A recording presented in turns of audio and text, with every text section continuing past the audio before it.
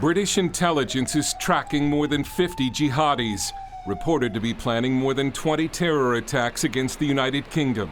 Coming after the attacks in Brussels and Paris, a report in the Sun newspaper shows that the Islamic State wants to prove it can strike any major capital, and it has authorities playing catch-up. This is the most serious terrorist threat we've faced in Europe for at least a decade.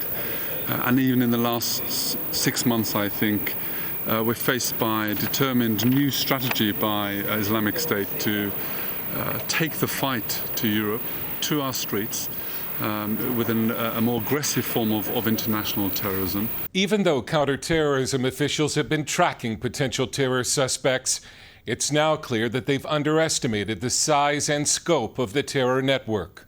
Reports indicate at least 50 ISIS supporters are working as baggage handlers, cleaners, and catering staff at Brussels Airport, with security badges and access to planes.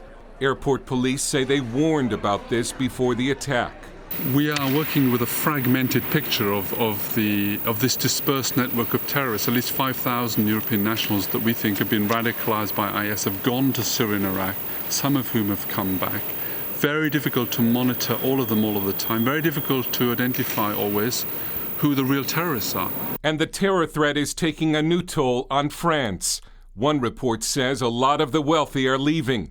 Taxes were already too high, but now they're afraid of Islamic terrorism too. The Brussels attacks have been yet another wake-up call for Europe, but there are signs that the European left has still not gotten the message. After the Brussels attack, there have been several articles in the media with liberal intellectuals blaming the terrorism on how European society is unfair and inhumane to Muslims, and not on radical Islam itself. Dale Hurd, CBN News.